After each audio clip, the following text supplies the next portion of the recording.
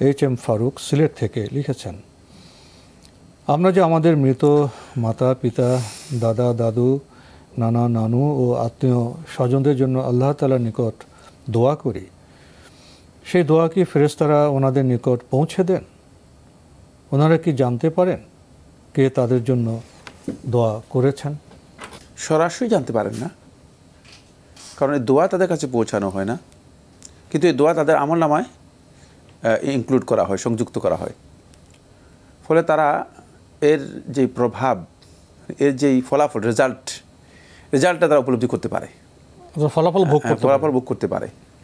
কে বা কারা তাদের এই দোয়ার জন্য এই দোয়া করেছে, এটা তারা জানতে পারবে, এক সময় জানতে পারবে যখন তাদের ওই হিসাবের মুখোমুখি হবে, তাদেরকে আমলনামা দেওয়া হবে, তখন তারা বুঝতে পারবে যে তাদের সন্তানরা তাদের জন্য এভাবে দোয়া করেছে।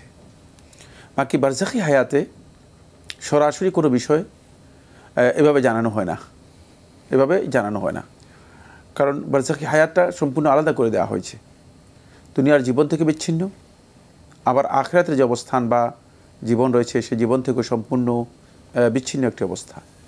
ফলে বারজাখি হায়াতে এই বিষয়গুলো এভাবে জানানো হয় না। কিন্তু যেমন কোন এক সন্তান যখন দোয়া করবে, দোয়ার মাধ্যমে হতে পারে যে তার কোনো আযাব আল্লাহ সুবহানাহু ওয়া তাআলা মেহেরবানি করে উঠিয়ে নিতে পারেন, তখন সে বুঝতে পারবে যে তার জন্য কিছু আল্লাহর বান্দাদের মধ্য থেকে অথবা তার সন্তানদের মধ্য থেকে কেউ কিছু না কিছু করেছে, কিছু অগ্রিম পাঠিয়েছে, দোয়া করেছে, যেটা আল্লাহ সুবহানাহু ওয়া তাআলা কোরআনে কারীমের মধ্যে ওমা তুকাদ্দিমু মিন খাইরিন লিআনফুসিকুম তাজিদুহু ইনদাল্লাহ, যে তোমরা তোমাদের নিজেদের জন্য যা কল্যাণকর অগ্রিম পাঠাবে সেটা আল্লাহর কাছে পেয়ে যাবে। ওই পাঠানোর সাথে সাথেই যেহেতু এগুলো সবটাই একই নেটওয়ার্কের অধীনে, এটা হলো যেমন বর্তমানে আপনি দেখতে পাচ্ছেন যে কম্পিউটার বিভিন্ন অ্যাপসগুলো, বিভিন্ন নেটওয়ার্কগুলো যখন একই নেটওয়ার্কের অধীনে থাকে, তখন এক জায়গায় যখন এটাকে ইনপুট দেওয়া হয়, এক জায়গায় যদি এটাকে কী করা হয়, রাখা হয়, সাথে সাথে সমস্ত সেক্টরে এটাকে কী করা হয়, নিয়ে যাওয়া হয়, সমস্ত সেক্টরে এটি চলে যায়। তো এটাই মূল কথা, সেটা হচ্ছে যে অবশ্যই তিনি এর রেজাল্ট, এর ফলাফল তিনি লাভ করতে পারবেন, কোনো সন্দেহ নেই। যদিও ফেরেশতারা তাদের নিকট সরাসরি সেটা না পৌঁছান, জি, কিন্তু কোনোভাবে পৌঁছে যাবে এবং তার ফলাফল তারা ভোগ করতে পারবেন। প্রিয় দর্শক, আমরা খুবই ভালো বিষয় সম্পর্কে অবগত হলাম। আরও লিখেছেন, আমাদের নবী করিম সাল্লাল্লাহু আলাইহি ওয়াসাল্লাম কি পেশাব করার পর 40 কদম হেঁটেছেন? যদি হেঁটে থাকেন তাহলে এই বিষয়ে কি কোনো হাদিস আছে? থাকলে হাদিস সংখ্যা কত? আর যদি না হেঁটে থাকেন তাহলে যারা পেশাব করার পর হাঁটাহাঁটি করে তারা কি বিদআত করছেন না?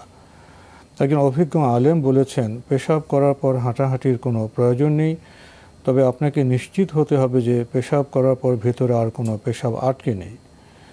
2-1 ফোঁটা পেশাব যে ভিতরে আটকে নেই এবং পরবর্তীতে সে পেশাব যে বের হয়ে আমাদের নামাজের কাপড়ে পড়বে না, তা আমরা কি করে নিশ্চিত হব? এ বিষয়ে একটু বুঝিয়ে বললে উপকৃত হব। প্রথম কথা হচ্ছে, নবী সাল্লাল্লাহু আলাইহি ওয়াসাল্লাম পেশাবের পরে পেশাব ঝরতে পারে অথবা পেশাব পড়তে পারে, পেশাবের আশঙ্কা আছে, এই কারণে 40 কদম হেঁটেছেন, এই ধরনের কোনো রেওয়ায়েত বা হাদিস বা কোনো আমলি সুন্নাহ রাসূলুল্লাহ সাল্লাল্লাহু আলাইহি ওয়াসাল্লাম থেকে প্রমাণিত হয়নি। রাসূল সাল্লাল্লাহু আলাইহি ওয়াসাল্লাম নয়, সাহাবীদের কাছ থেকে প্রমাণিত হয়নি, সাহাবী তাবেঈন, তবে তাবেঈনদের কাছ থেকেও প্রমাণিত হয়নি। এটি অনেক পরবর্তী যুগে এই বিষয়গুলো এসেছে। একদল লোক অতিরিক্ত সতর্কতার নামে এই বিষয়টি আবিষ্কার করেছেন, অথবা ওই সমস্ত লোক এটাকে বেশি গুরুত্ব দিয়েছে যাদের এই ক্ষেত্রে, পবিত্রতার ক্ষেত্রে, পেশাব পায়খানা সহ উজু এবং তাহারাতের ক্ষেত্রে তাদের ওয়াসওয়াসার এক প্রকারের রোগ যাদের রয়েছে, তারাই এটাকে মূলত অতিরিক্ত বিষয় পরিণত করেছে এবং এটাকে বেশি গুরুত্ব দিয়েছে। সুতরাং এই কাজটি রাসূলুল্লাহ সাল্লাল্লাহু আলাইহি ওয়াসাল্লাম যেহেতু করেন নাই, তাহলে এর হুকুম কী হবে? উম্মুল মুমিনিন আয়েশা রাদিয়াল্লাহু তাআলা বর্ণনা করেন, সহিহ বুখারী ও মুসলিম হাদিস, মান আহদাসা ফি আমরিনা হাযা মা লাইসা মিনহু ফাহুয়া রাদ, যে আমাদের এই দিনের মধ্যে নতুন কিছু আবিষ্কার করলো যেটা দিনে অনুমোদিত নয়, আমরা অনুমোদন দেইনি, ফাহুয়া রাদ, সেটা প্রত্যাখ্যাত। এটাই হচ্ছে মূলত প্রত্যাখ্যাত, এটাই হচ্ছে বিদআত। এই জন্য ইবনুল কাইয়্যিম রাহিমাহুল্লাহ তাআলা তিনি স্পষ্ট করেছেন এই বিষয়টি। তিনি বলেছেন যে ইন্না হাযিহি বিদআতুন মুনকারা, এটি হচ্ছে একেবারে নিকৃষ্টতম বিদআত। কারণ এখানে একটি জিনিস খুব ভালো করে খেয়াল করেন যে আপনি লজ্জাস্থান ধরে মানে আপনি লোকদের সামনে হাঁটাহাঁটি করছেন, এটা অশ্লীল বিষয়, একেবারেই অশ্লীল বিষয়, একেবারেই অশ্লীল বিষয়। কারণ নবী সাল্লাল্লাহু আলাইহি ওয়াসাল্লাম কি করতেন? নবী সাল্লাল্লাহু আলাইহি ওয়াসাল্লাম যখন ইজা যাহাবাল মাযহাব আবআদ, যখনই নবী সাল্লাল্লাহু আলাইহি ওয়াসাল্লাম পেশাব অথবা পায়খানার জন্য যেতেন, নবী সাল্লাল্লাহু আলাইহি ওয়াসাল্লাম আবআদ, লোকদের দৃষ্টির আড়ালে চলে যেতেন, এত দূরে চলে যেতেন যে যাতে করে লোকেরা দেখতে না পায়, যাতে করে লোকেরা দেখতে না পায়। এটা প্রদর্শনযোগ্য কোনো বিষয় না, কারণ এটা এমন বিষয় নয় যে মানুষের সামনে প্রদর্শন করা যেতে পারে। ওয়াল হায়াউ শুআবাতুম মিনাল ঈমান, আর ঈমানের অন্যতম একটি গুরুত্বপূর্ণ মানে স্টেপ হচ্ছে, গুরুত্বপূর্ণ একটা অধ্যায় অথবা শুআবা হচ্ছে, শাখা হচ্ছে হায়া, লজ্জা। লজ্জা যদি হারিয়ে যায় তাহলে কিন্তু ভয়ঙ্কর একটা বিপদ। আর এটাই দেখা যাচ্ছে যে এখানে লজ্জাহীনতার একটা মানে ভয়ঙ্কর রূপ আমরা লক্ষ্য করে যাচ্ছি। এটা হলো একটি পয়েন্ট। দ্বিতীয় নম্বর পয়েন্ট যেটা, সেটা হচ্ছে নবী সাল্লাল্লাহু আলাইহি ওয়াসাল্লাম ইসলামের সৌন্দর্য তুলে ধরেছেন। দেখেন প্রত্যেকটি কাজেই নবী সাল্লাল্লাহু আলাইহি ওয়াসাল্লাম দিক নির্দেশনা দিয়েছেন। কিভাবে আপনি টয়লেটের ভিতরে কিভাবে পবিত্রতা হাসিল করবেন, কাইফা ইয়াস্তানজিল মুমিন, মুমিন ব্যক্তি কিভাবে ইস্তিনজা করবে, ও কাইফা ইয়াস্তাজমিরুল মুমিন, মুমিন ব্যক্তি কিভাবে ইস্তিজমার মানে ওই পাথর বা মানে ঢিলা ব্যবহার করবে, এই কথাগুলো একেবারে স্পষ্ট করে দিয়েছেন। এখানে কোথাও কোনো ধরনের অস্পষ্টতা নেই। এমনকি সাহাবায়ে কেরামগণ নবী সাল্লাল্লাহু আলাইহি ওয়াসাল্লামের সেই অবস্থানগুলোকে বর্ণনা করেছেন, আমলি বর্ণনা করেছেন। যদি নবী সাল্লাল্লাহু আলাইহি ওয়াসাল্লাম এটার প্রয়োজন মনে করতেন আর এটা যদি তাহারাতের জন্য এত ইম্পর্টেন্ট বিষয় হতো, তাহলে অবশ্যই নবী সাল্লাল্লাহু আলাইহি ওয়াসাল্লাম এটা বর্ণনা করতেন। বর্ণনা করার নবী সাল্লাল্লাহু আলাইহি ওয়াসাল্লাম ওয়াজিব ছিল। কারণ যখন ইনদাল হাজা, প্রয়োজন দেখা দেয়, বর্ণনা যদি করা না হয় তাহলে বুঝতে হবে যে এটার প্রয়োজনই নেই। এই জন্য আল্লাহ রাব্বুল আলামিনের পক্ষ থেকে এখানে কোনো নির্দেশনা আসে নাই, রাসূলুল্লাহ সাল্লাল্লাহু আলাইহি ওয়াসাল্লাম এটা করতে বলেন নেই। এটা হলো এখানকার কথা। এবার আমরা আসবো যে পয়েন্টটি নিয়ে, সেটি আরও গুরুত্বপূর্ণ। সেটা হচ্ছে এই মানে কেউ কি এটা মনে করেন মানে যে পেশাব এবং পায়খানা এর আগমন এবং ক্লোজ এটা মূলত একটা অটো সিস্টেম দেওয়া আছে আল্লাহ তাআলার পক্ষ থেকে। এখানে কোনো ধরনের সুযোগ নাই যে কিছু মানে রয়ে যাচ্ছে কিছু মানে তারপরে মানে আস্তে আস্তে পড়বে, তারপরে তিনি অপেক্ষা করবেন না।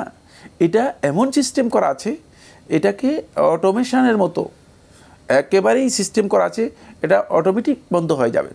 হ্যাঁ, যদি কোনো ব্যক্তির রোগ থাকে, পেশাব ঝরার রোগ থাকে, তার মাসআলা ভিন্ন, তার মাসআলা এখানে আসবে না। সুতরাং খেয়াল রাখতে হবে যে যে ব্যক্তির পেশাবের কোন রোগ আছে অথবা পায়খানার কোন রোগ আছে অথবা যার নিয়মিত বায়ু নির্গত হয়ে থাকে, এদের মাসআলা ইসলামী শরীয়ত ভিন্নভাবে কী করেছে, বর্ণনা করেছে।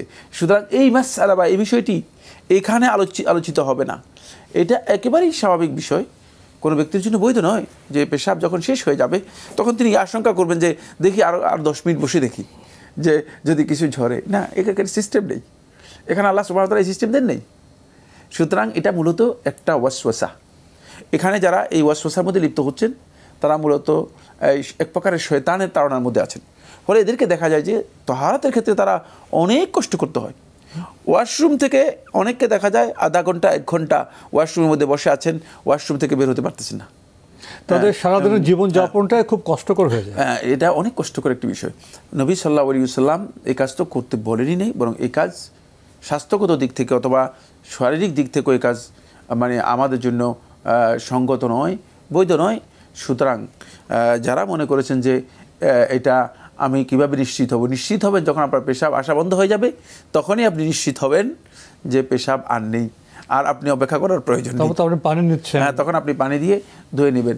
এরপর আপনার কোনো ধরনের ওয়াসওয়াসা যদি আপনার আসে, ওয়াসওয়াসার ক্ষেত্রে ইসলামের বিধান হচ্ছে ওয়াসওয়াসাকে অবশ্যই আল ইরাদু আনিল ওয়াসওয়াসাতি, ওয়াসওয়াসা থেকে নিজেকে অবশ্যই দূরে সরে নেবেন, বিমুখ হবেন, প্রত্যাখ্যান করবেন।